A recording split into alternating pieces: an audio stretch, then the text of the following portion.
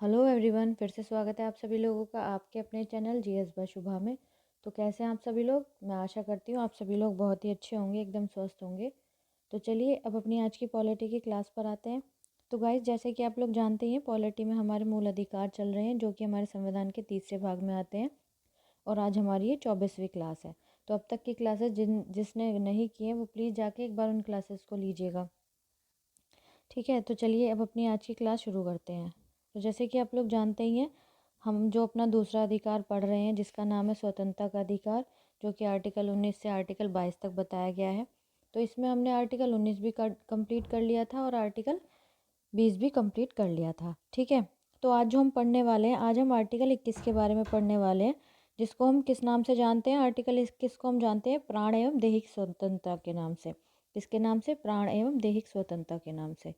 तो इस आर्टिकल में क्या क्या चीज़ें बताई गई हैं, किन किन बातों के बारे में बताया गया है, अब वो हम डिटेल में पढ़ेंगे। ठीक है, तो चलिए शुरू करते हैं। तो इसमें कहा गया है, अनुच्छेद 21 में घोषणा की है कि किसी व्यक्ति को उसके प्राण या दैहिक स्वतंत्रता से विधि द्वारा स्थापित प्रक्रिया के अनुसार ही वंचित किया जाएगा, अन्यथा नहीं। अनुच्छेद जो आर्टिकल जो 21 है, अनुच्छेद 21 है, वो क्या घोषणा करता है, वो क्या बताता है? वो घोषणा करता है कि कोई भी व्यक्ति जो भारत का नागरिक है, किसी भी व्यक्ति को उसके प्राण और दैहिक स्वतंत्रता, मतलब कि उसके प्राण की और उसके देह की स्वतंत्रता से जो भी है विधि द्वारा स्थापित प्रक्रिया के अनुसार ही वंचित किया जाएगा। जो विधि में प्रक्रिया दी गई हैं उसके अनुसार ही उसको वंचित किया जाएगा, उसके अलावा अदरवाइज उसको उस चीज़ से वंचित नहीं किया जाएगा, इस अधिकार से वंचित नहीं किया जाएगा। ठीक है, तो आगे क्या कहा गया है? आगे बताया गया है, प्रसिद्ध प्रसिद्ध गोपालन मामले में उच्चतम न्यायालय ने अनुच्छेद 21 की सुरक्षा सूक्ष्म व्याख्या की। अब प्रसिद्ध गोपालन मामला हुआ था 1950 के अंदर। तो उसमें जो हमारा सुप्रीम कोर्ट था, हमारा जो उच्चतम न्यायालय था, उसने क्या किया, जो आर्टिकल 21 है उसकी एक सूक्ष्म व्याख्या की। ठीक है, उसमें क्या व्याख्या की? इसमें व्यवस्था की गई थी कि अनुच्छेद 21 के तहत सिर्फ मनमानी कार्यकारी प्रक्रिया के विरुद्ध सुरक्षा उपलब्ध है, न कि विधानमंडल प्रक्रिया के विरुद्ध। तो उसमें यह बताया गया, उसमें यह जो केस था उसमें यह सूक्ष्म व्याख्या की गई कि इसमें जो व्यवस्था की गई है आर्टिकल 21 में, इसके तहत सिर्फ मनमानी कार्यकारी प्रक्रिया के विरुद्ध ही सुरक्षा उपलब्ध है, न कि यदि कोई विधानमंडल की कोई भी प्रक्रिया है उसके विरुद्ध कोई भी व्यक्ति इस अधिकार के अंतर्गत नहीं आता। ठीक है, इसमें यह बताया गया था 1950 के अंदर।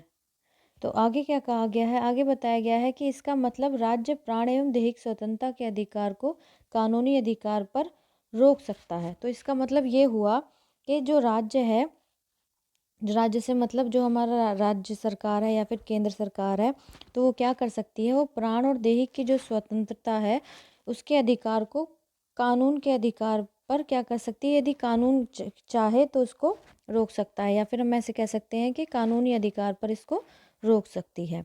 ठीक है, तो ये 1950 में जो सुप्रीम कोर्ट था उसका फैसला आया था, जो 1950 में जो केस हुआ था उसके अंतर्गत सुप्रीम कोर्ट ने ये कहा था।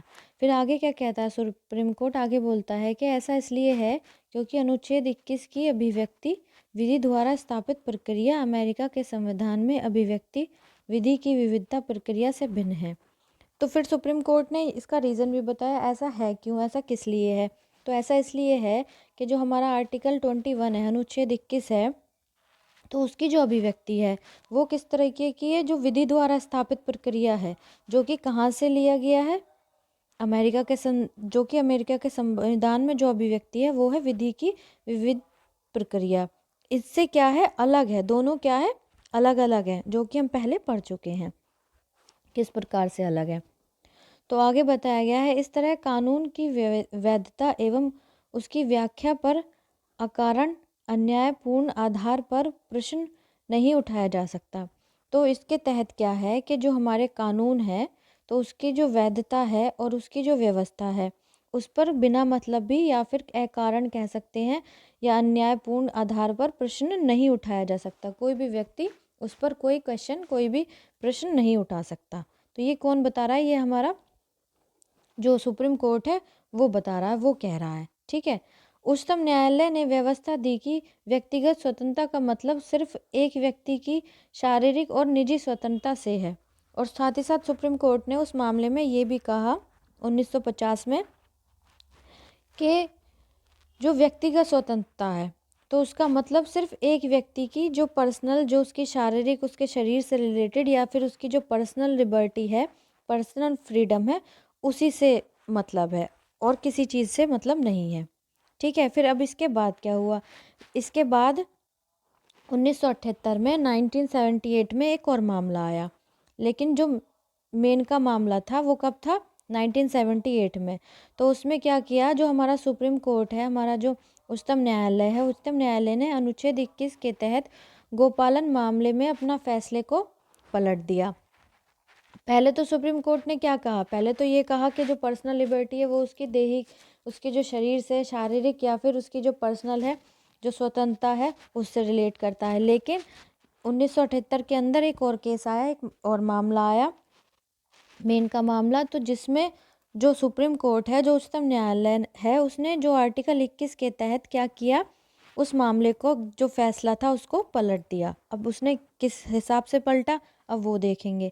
तो इसमें क्या कहा गया? इसमें बताया गया, अतः न्यायालय ने व्यवस्था दी कि प्राण और दैहिक स्वतंत्रता को उचित एवं न्यायपूर्ण मामले के आधार पर रोका जा सकता है। अब मेनका वाले मामले में जो सुप्रीम कोर्ट है, उसने क्या व्यवस्था दी, उसने क्या फैसला सुनाया या फिर क्या कहा? उसने कहा कि जो प्राण और दैहिक स्वतंत्रता है उसको क्या किया जाएगा? उचित और न्यायपूर्ण मामले के आधार पर रोका जा सकता है। उसको क्या किया जा सकता है? रोका जा सकता है। ठीक है। फिर आगे क्या कहा? इसके प्रभाव में अनुच्छेद 21 के तहत सुरक्षा केवल मनमानी कार्यकारी क्रिया पर ही उपलब्ध नहीं है, बल्कि विधानमंडलीय क्रिया के विरुद्ध भी उपलब्ध है। पहले क्या था? विधानमंडल क्रिया के विरुद्ध उपलब्ध नहीं थी। और यहाँ पे क्या कहा गया है कि अनुच्छेद 21 जो है, आर्टिकल 21 जो है, उसके तहत जो सुरक्षा है केवल मनमानी कार्यकारी क्रिया पर ही उपलब्ध नहीं है, बल्कि जो विधानमंडलीय क्रिया है, मतलब विधानमंडल के जो काम है, उसके विरुद्ध भी उपलब्ध है। ठीक है। आगे क्या बताया गया है? आगे कहा गया है, न्यायालय ने प्राण की स्वतंत्रता की व्याख्या करते हुए कहा, इसके विस्तार का आशय है, मतलब कि जो न्यायालय है, जो सुप्रीम कोर्ट है, उसने क्या कहा कि जो प्राण की स्वतंत्रता है उसकी व्याख्या करते हुए कहा कि इसके विस्तार का आशय है, मतलब इसका जो डिटेल है, इसका जो विस्तार किया गया है, उसका मतलब क्या है? उसका मतलब यह है कि एक व्यक्ति की प्राण स्वतंत्रता में अधिकारों के कई प्रकार होते हैं। मतलब कोई भी पर्सन है, कोई भी व्यक्ति है, तो उसकी जो प्राण की स्वतंत्रता है, तो उसके अधिकारों में कई प्रकार भी तो हो सकते हैं, कई प्रकार होते हैं। ये थोड़ी है कि बस उसको जीवन जीने का ही अधिकार है। तो इसमें क्या कहा गया? इसमें बताया गया कि इसमें प्राण के आधार को शारीरिक बंधनों में नहीं बांधा गया, बल्कि इसमें मानवीय सम्मान और इससे जुड़े अन्य पहलुओं को भी रखा गया। मतलब इसमें यह है कि जो हमारे बॉडी से रिलेटेड बातें हैं वो ही नहीं, बल्कि इसके अलावा जो किसी भी पर्सन की जो सम्मान होता है समाज के अंदर, उसको भी ध्यान में रखते हुए इससे जुड़े हुए अन्य पहलुओं को भी इसके साथ रखा गया। ठीक है। फिर आगे क्या कहता है जो हमारा सुप्रीम कोर्ट है? तो सुप्रीम कोर्ट या फिर उच्चतम न्यायालय ने मेनका मामले में अपने फैसले को दोबारा स्थापित किया। तो फिर सुप्रीम कोर्ट ने क्या किया? जब 1978 में जो मेनका मामला था, तो उसमें अपने फैसले को दोबारा स्थापित किया। उस फैसले में क्या क्या बातें बताई? इसमें अनुच्छेद 21 के भाग के रूप में निम्नलिखित अधिकारों की घोषणा की। तो उसमें सुप्रीम कोर्ट ने क्या किया? जो अनुच्छेद 21 है, जो आर्टिकल 21 है, तो उसके जो भाग है, मतलब आर्टिकल 21 में क्या क्या बातें आती हैं, मतलब किस किस कंडीशन में हम कह सकते हैं कि जो हमारा आर्टिकल 21 है, जो हमारी प्राण और दैहिक स्वतंत्रता है, आर्टिकल 21 का क्या हो रहा है? एक तरीके से हम कह सकते हैं कि हनन हो रहा है। अगर ये सब बातें किसी भी पर्सन के साथ होती हैं तो वो क्या कर सकता है? उसके अगेंस्ट कोर्ट में जा सकता है। तो वो बातें क्या क्या हैं, क्या क्या घोषणा की सुप्रीम कोर्ट ने, अब वो हम जानते हैं। तो इसमें सबसे पहले क्या बताया? सबसे पहले बताया कि जो मानवीय प्रतिष्ठा के साथ जीने का अधिकार, किसी भी व्यक्ति को, किसी भी मानव को पूरी प्रतिष्ठा से जीने का अधिकार है।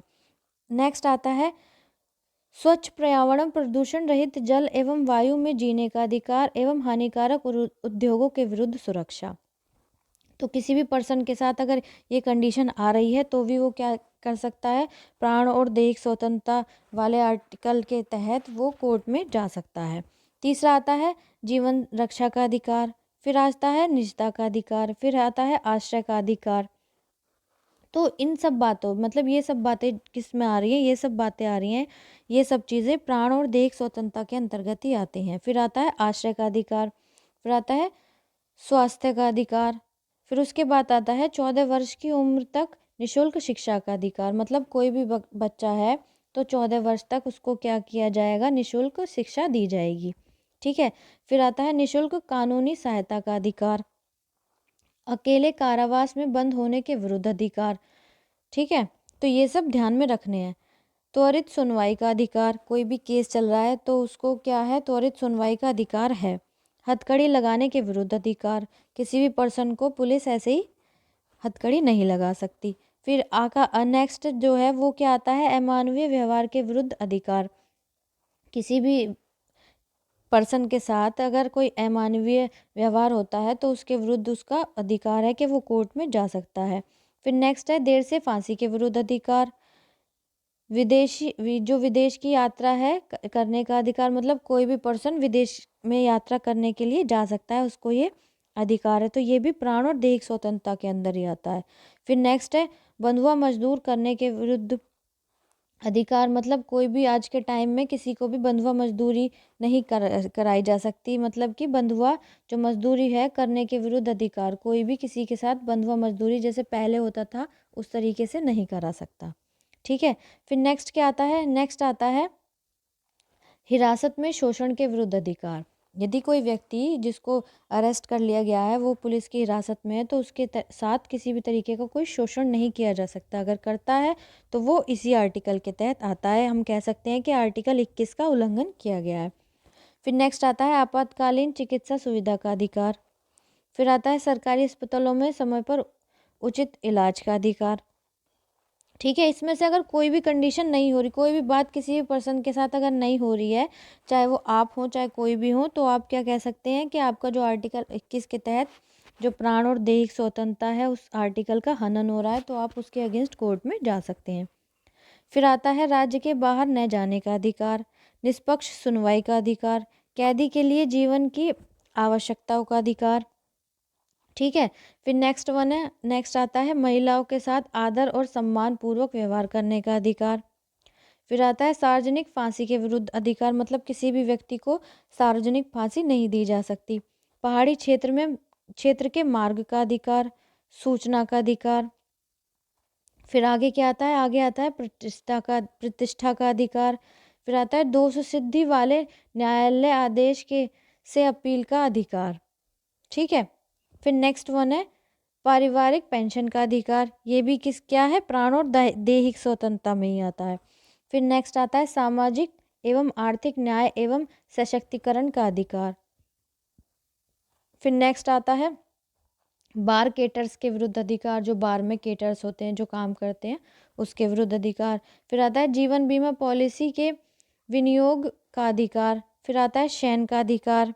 फिर शोर प्रदूषण से मुक्ति का अधिकार। फिर आता है धारणीय विकास का अधिकार। और लास्ट आता है अवसर का अधिकार, मतलब कि सब व्यक्ति को समान अवसर दिए जाएंगे। तो ये बातें जो आती हैं, अगर किसी भी पर्सन की ये जो 35 पॉइंट्स हैं, इनसे अगर किसी भी तरीके का कोई भी हार्म हो रहा है किसी भी पर्सन का, तो इसका मतलब है कि जो आर्टिकल 21 है जिसको हम क्या बोलते हैं, प्राण और दैहिक स्वतंत्रता, तो उस पर्सन का इस आर्टिकल का हनन हो रहा है। तो वो इसके किसी जो भी कर रहा है उसके अगेंस्ट, चाहे वो कोई पर्सन है, चाहे कंपनी है, चाहे सरकार है, चाहे कोई सरकारी कर्मचारी है, तो उसके अगेंस्ट वो कोर्ट में जा सकता है। ठीक है। तो आई होप आर्टिकल 21 आपको बहुत अच्छे से समझ आ गया होगा। और नेक्स्ट क्लास में हम क्या करेंगे, जो आर्टिकल 21 क्या है, जो शिक्षा का अधिकार है, उसके बारे में हम सारा कुछ जानेंगे, सारा कुछ कंप्लीट से अच्छे से पढ़ेंगे। तो आज की क्लास इतनी ही। क्लास आपको अच्छी लगी है तो प्लीज़ कमेंट में ज़रूर बताइएगा और बच्चों को तक भी शेयर कीजिएगा और क्लास को लाइक भी कीजिएगा। जो आपके जितने भी जानने वाले हैं फेसबुक पर, व्हाट्सएप पर, सब सब बच्चों पर इस क्लास को शेयर कीजिएगा ताकि ज़्यादा से ज़्यादा लोग इस चैनल पर जुड़ सकें और कंप्लीट डिटेल में जीएस पढ़ सकें किसी भी एग्ज़ाम के लिए। अगर आप इस चैनल पर नए हैं, पहली बार आए हैं, तो प्लीज़ चैनल को सब्सक्राइब ज़रूर कीजिएगा, बेल आइकन को भी प्रेस कीजिएगा ताकि जब मैं वीडियो अपलोड करूं तो आपको पता चल जाए और आप अपनी पढ़ाई को कंटिन्यू कर सकें। सो गाइज़, आज के लिए इतना ही। मिलते हैं नेक्स्ट क्लास में, तब तक के लिए थैंक यू वेरी मच।